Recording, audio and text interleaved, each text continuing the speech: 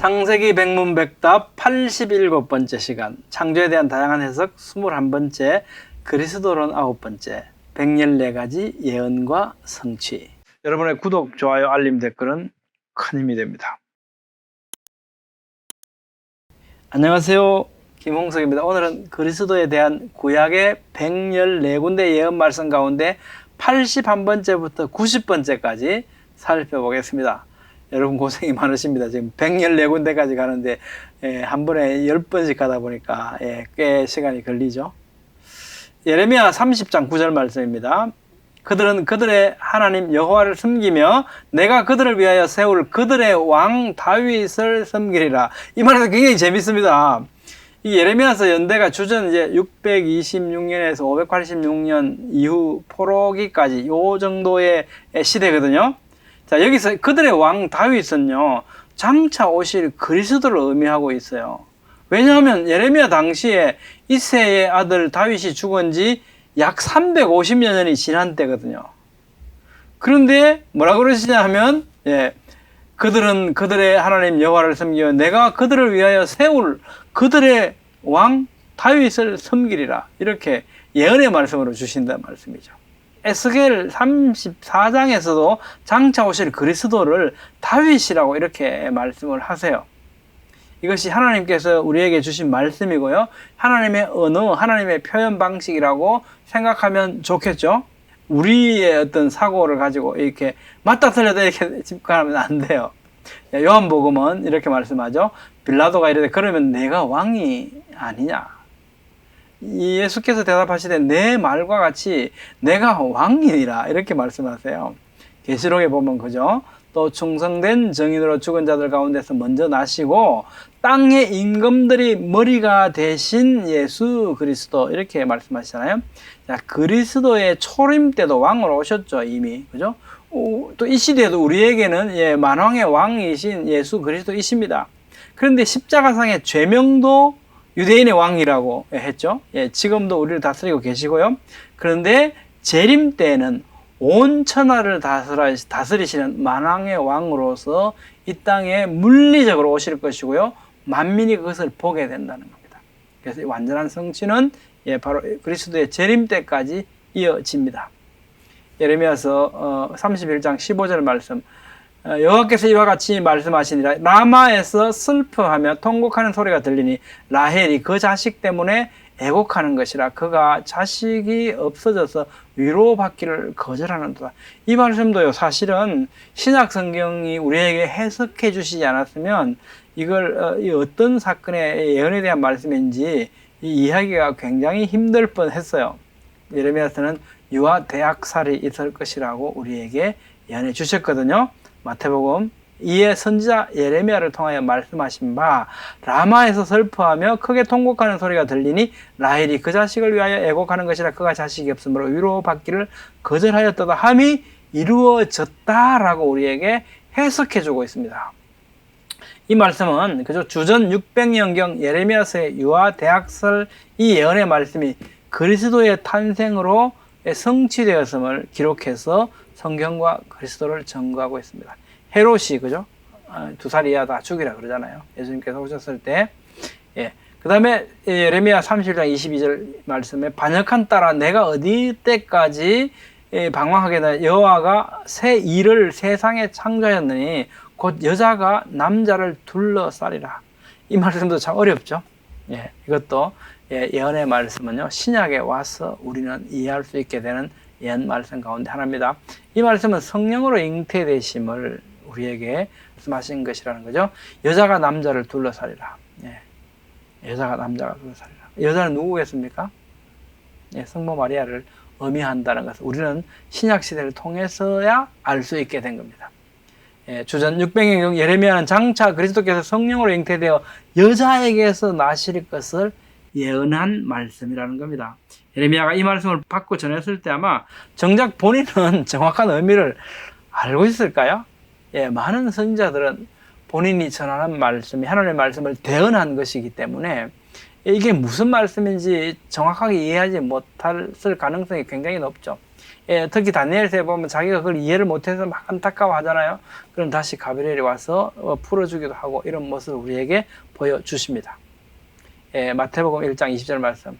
이 일을 생각할 때에 주의 사자가 현몽하여 이르되 다윗의 자손 요셉아 내 아내 마리아 데려오기를 무서워하지 말라. 그에게 잉태된 자는 성령으로 된 것이라. 남자 없이 여자에게서 성령으로 된 것이다. 누가복음도 성령이 내게 임하시고 지극히 높으신 이의 능력이 너를 덮으시리니. 신약성경 그리스도께서 성령으로 잉태되어 여자에게서 나셨음을 기록해서 예레미야의 이 예언의 성취가 이렇게 이루어졌다는 걸 우리에게 알려주죠. 그걸 통해서 성경과 그리스도를 증거하고 있습니다. 예레미야 31장 31절로 34절 말씀에 보라 날이 이르리니 새 언약을 맺으리라. 이 언약은 내가 그들의 조상들의 손을 잡고 애굽 땅에서 인도하여 내던 날에 맺은 것과 같이 아니할 것은 내가 그들의 남편이 되었어도 그들이 내 언약을 깨뜨렸습니다. 참 어렵죠. 이 말씀들은 그냥 무슨 말씀하시는지 구약시대 때는 굉장히 어려웠을 거예요. 복음이 선포되고 나서 우리가 믿음을 통해서 구원 얻는 이 복음이 우리에게 알려지고 나서야 이 말씀이 이 새 언약이 무엇인가를 우리는 어렴풋이 이해하기 시작했죠. 율법적인 언약을 맺었지만 이스라엘은 그 언약을 지켜낼 수 없었기 때문에 그와는 다른 새 언약을 맺으시려고 하는 거죠. 그러나 그날 후에 내가 이스라엘 집과 맺을 언약은 이러하니 곧 내가 나의 법을 그들의 속에 두며 그들의 마음에 기록하여 나는 그들의 하나님이 되고 그들은 내 백성이 될 것이라. 여호와의 말씀이니라. 그들이 다시는 각기 이웃과 형제를 가리켜 이르기를 너는 여호와를 알라 하지 아니하리. 이는 작은 자로부터 큰 자까지 다 나를 알기 때문이라. 내가 그들의 악행을 사하고 다시는 그 죄를 기억하지 아니하리라. 여호와의 말씀이니라. 자, 이 말씀은 아직도 이루어지지 않았죠. 예수님께서 이 땅에 오셔서 복음이 전파되고요. 그래서 믿음을 통해서 얻는 의, 이 구원을 우리는 맛보았습니다. 알고 있습니다. 그런데 이스라엘에게 이 말씀이 완전히 이루어진 것은 아직은 아니라는 것을 우리는 어떻게 알 수 있습니까? 그들이 다시는 각 이웃과 형제를 이르기를 너는 여호와를 알라 하지 아니하리니. 왜? 모든 사람들이 다 이미 하나님을 알고 있다는 겁니다. 더 전할 필요가 없다는 거죠. 그래서 그들의 악행을 전부 다 사하고 다시는 그 죄를 기억하지 않겠다. 이 말씀은 어떻게 해요? 아직은 실현되지 않았죠. 언제겠습니까? 그리스도께서 이 땅에 오시는 재림 때에 이루어질 완성될 예언으로 미완성의 상태로 남아있다. 시작은 되었으나 완료되지 않은 예언의 말씀이다. 우리는 이렇게 이해할 수 있겠습니다. 고린도전서 19회 또한 그와 같이 잔을 가지시고 이르시되 이 잔은 내 피로 세운 새 언약이니. 이것이 새 언약이라고 예수님 말씀하셨죠. 마태복음에서도 이것은 죄사함을 얻게 하려고 많은 사람을 위하여 흘리는 바 나의 피 곧 언약의 피니라. 이것이 새 언약이다 라고 말씀합니다. 그죠? 마가복음에서도 받으라 이것은 내 몸이니라 하시고 또 잔을 가지사 감사기도 하시고 그들에게 주시니 다 이를 마시매 이르시되 이것은 많은 사람을 위하여 흘리는 나의 피 곧 언약의 피니라. 이 언약의 피 어떤 언약입니까? 새 언약입니다. 히브리서에도 그죠? 그는 더 좋은 약속으로 세우신 더 좋은 언약의 중보자시라. 더 좋은 언약, 새 언약이죠. 히브리서 8장에서도요. 새 언약이라 말씀하셨으며 첫 것은 낡아지게 하신 것이니 낡아지고 쇠하는 것은 없어져 가는 것이니라. 이 말씀은 어떻습니까? 율법에 의해서가 아니라 예수 그리스도에 대한 믿음을 통해서 구원 얻는다는 이 언약이죠. 새 언약. 히브리서 10장요. 그가 거룩하게 된 자들을 한 번의 제사로 영원히 온전하게 하셨느니라. 그날 이후로는 그들과 맺을 언약이 이것이라 하시고 내 법을 그들의 마음에 두고 그들의 생각에 기록하리라 하신 후에 또 그들의 죄와 그들의 불법을 내가 다시 기억하지 아니하라 하셨으니 이것들을 사하셨은즉 다시 죄를 위하여 제사 드릴 것이 없느니라. 한번 잘 생각해 보시면 그죠? 이 말씀이 무엇을 말씀하고 계시는가?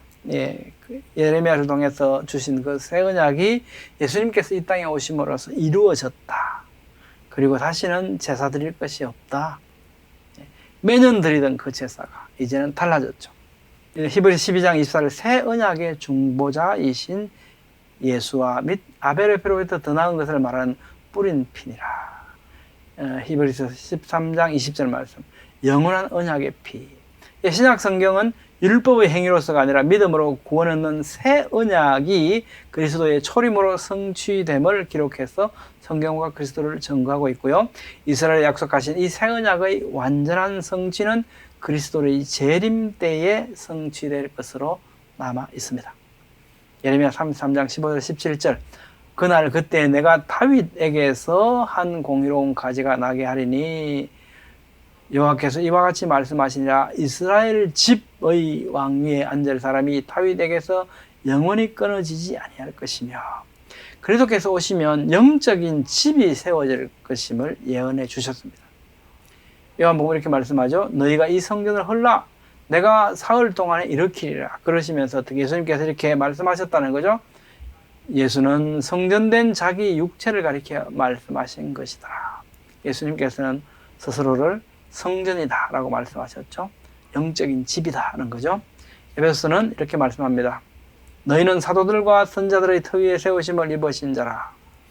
그리스도 예수께서 친히 모퉁이 대이 되셨느니라. 그의 안에서 건물마다 서로 연결하여 주 안에서 성전이 되어가고, 우리가 믿는 우리들도 성전이 되어간다. 영적인 집으로 세워져 간다고 말씀합니다. 베드로전서 2장 5절 너희도 산돌같이 신령한 집으로 세워지고. 신약 성경은 그리스도께서 모퉁이 돌이 되시고 성도들이 영적인 집으로 세워짐을 기록함으로써 예레미야서의 예언이 성취되었음을 우리에게 알려주고, 이를 통해서 성경과 그리스도를 증거하고 있습니다. 에스겔 17장 22절에서 24절 말씀입니다. 여기는 하나님께서 심으신 나무라고 그리스도를 예언하고 있는데요. 주 여호와께서 이같이 말씀하시되 내가 백향목 꼭대기에서 높은 가지를 꺾어다가 심으리라.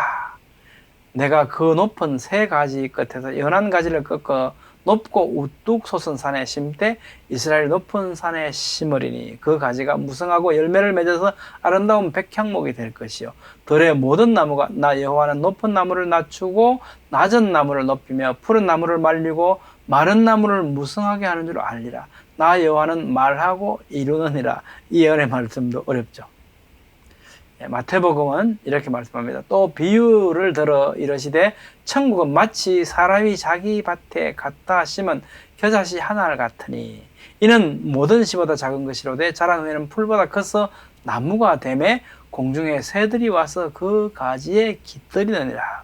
하나님의 나라가 하나님에 의해서 강성하고 풍성하게 될 것을 예언하신 말씀이 복음의 전도를 통해서 이루어지고 있음을 예수님께서 우리에게 가르쳐 주셨습니다. 에스겔서에 말씀하시는 천국은 하나님의 심으신 나무와 같을 것이라는 것이 이 마태복음에서 예수님께서 하신 비유의 말씀을 통해서 우리에게 풀어주신 거죠. 에스겔 21장 26절로 27절 말씀입니다. 주 여호와께서 이같이 말씀하셨느니라.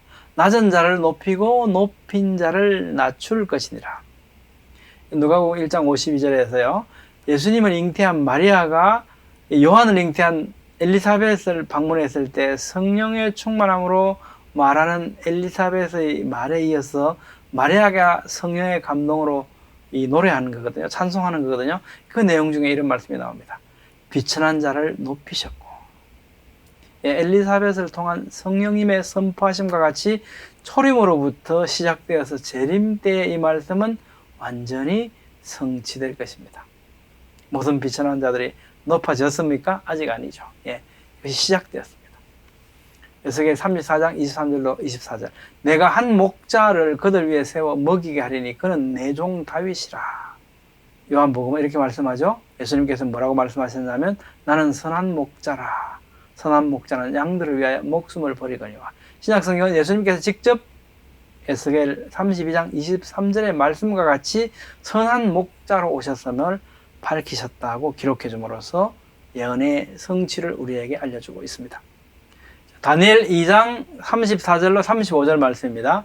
또 왕이 보신즉 손대지 아니한 돌이 나와서 신상의 쇠와 진흙에 발을 쳐서 부서뜨리며 그때에 쇠와 진흙과 놋과 은과 금이 다 부서져 여름 타작마당에 겨같이 되어 바람에 불려간 곳이 없었고 우상을 친 돌은 태산을 이루어 온 세계에 가득하였나이다. 이 다니엘이 지금 느부갓네살 왕이 꿈을 꿨는데 뭔지 모르겠다라고 하니까 지금 다니엘이 그 꿈을 설명하고 있는 거죠. 당신이 이런 꿈을 꿨고 이것이 무엇을 의미한다는 것을 설명하고 있습니다. 그 가운데 손으로 뜨지 않은 돌이 나오지 않습니까? 이 손으로 뜨지 않은 돌이 우상을 치게 되고요. 이 우상을 친 돌이 태산을 이루어서 온 세계에 가득하게 되는, 예수님께서 오셔서 초림과 또 재림을 통해서 이 불신의 세계를 심판하실 것을 말씀하신 내용이거든요. 이 말씀 가운데 그리스도께서 손으로 뜨지 않는 돌로 비유되어 있죠. 사도행전은요, 이렇게 말씀합니다. 이 예수는 너희 건축자들의 버린 돌로서 집 모퉁이의 머릿돌이 되었나니라. 다니엘서의 이 예언은 그리스도의 초림에 시작되었고요. 재림 때에 사탄을 멸망시킬 때 완전히 성취될 것입니다. 자, 다니엘서 2장 44절에 45절 말씀에는요, 그리스도의 나라가 성성장구할 그의 나라라고 우리에게 말씀하고 예언해주고 있습니다. 다니엘서는 어떤 언제입니까? 예수님께서 오시기 한 600년 전 정도가 되겠죠. 그러니까 앞으로 오실 600년 후에 오실 그리스도, 그리고 오실 그리스도께서 다시 오실 재림의 때까지를 아울러서 우리에게 예언해 주신 말씀입니다. 이 여러 왕들의 시대에 하늘의 하나님이 한 나라를 세우시리니 이것은 영원히 망하지도 아니할 것이요, 그 국권이 다른 백성에게로 돌아가지도 아니할 것이요, 도리어 이 모든 나라를 쳐서 멸망시키고 영원히 설 것이라. 누가복음 1장 33절 말씀에 예수님께서 이 땅에 오셨을 때요, 예수님을 일컬어서 뭐라 그러냐면 영원히 야곱의 집을 왕으로 다스리실 것이며 그 나라가 무궁하리라. 이건 시작되었죠. 예수님의 초림으로. 근데 아직도 완성된 모습은 아닙니다. 고린도전서 15장 24절. 그 후에는 마지막이니 그가 모든 통치와 모든 권세와 능력을 멸하시고 나라를 아버지 하나님께 바칠 때라. 마지막 때 이렇게 완성하실 것이라고 고린도전서는 말씀합니다. 계시록 11장 15절 말씀에도 보면 세상 나라가 우리 주와 그의 그리스도의 나라가 되어 그가 세세토록 왕노릇 하시리로다 하니, 다니엘서의 이 예언의 말씀은 그리스도의 초림으로 시작되어서 재림 때에 완전히 성취될 것으로 예언을 이어가고 있습니다. 여러분의 생각은 어떠십니까? 오늘은 그리스도에 대한 114가지 예언 말씀 가운데 10가지 예언 을 또 살펴봤습니다. 이러한 예언들의 성취는 그 진리성을 입증하고 예수님에 대한 강력한 증거가 되죠. 다음 시간에도 성경에 기록된 그리스도에 대한 예언 말씀 114가지 이르기까지 세세히 살펴보도록 하겠습니다. 감사합니다.